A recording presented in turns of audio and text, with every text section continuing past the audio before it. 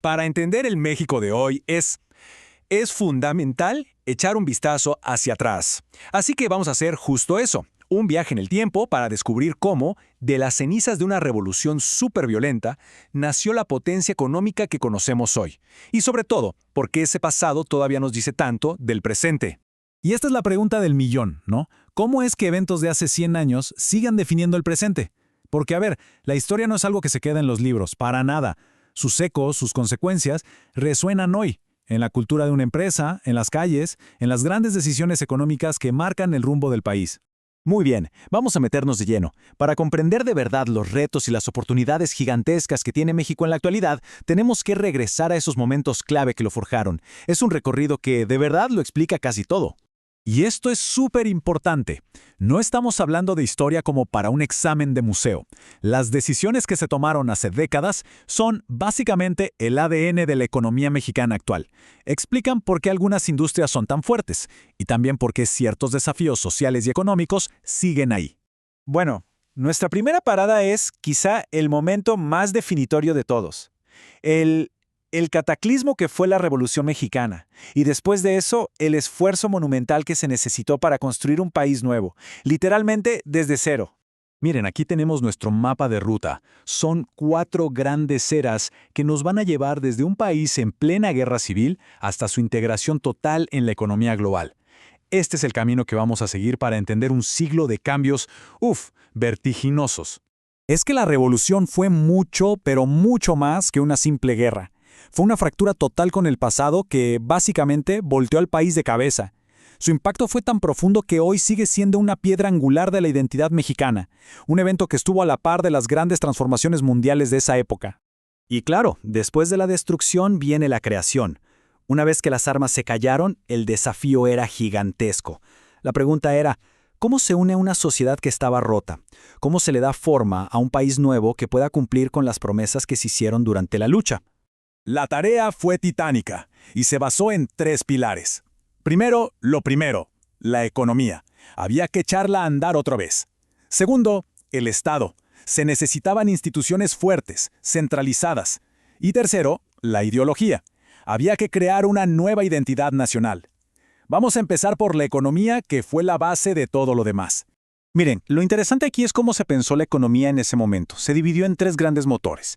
Estaba el sector primario, que es sacar la riqueza de la tierra, como la agricultura o la minería.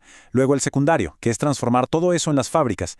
Y finalmente el terciario, que son los servicios, como la educación, la salud, el turismo. Una estructura pensada para un proyecto de nación completamente nuevo. Entonces, el punto clave es este.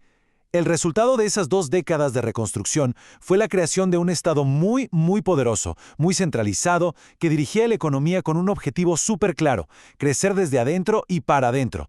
Se trataba de fortalecer el mercado interno y, claro, de consolidar su propio poder.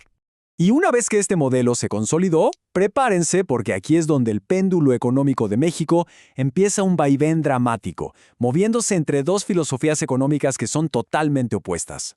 A este periodo se le conoce como el milagro mexicano. Imaginen esto, la economía creciendo a un ritmo que hoy parece increíble.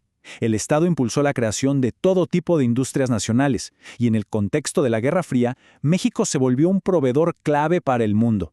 Fue, en apariencia, una época de muchísima prosperidad. Y aquí vemos el contraste clarísimo, el cambio de rumbo radical. Pasamos del modelo hecho en México, con el gobierno como el gran director de orquesta, al modelo neoliberal que básicamente le dijo al mundo: estamos abiertos. Se abrieron las puertas a la inversión extranjera y se empezaron a seguir las reglas de juego de organismos como el Banco Mundial. Un giro de 180 grados.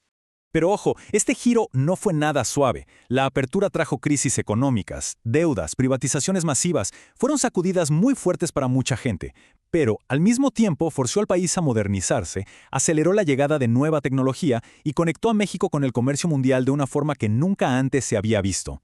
Y bueno, esa apertura nos trae directito al México de hoy, un jugador clave en la economía mundial.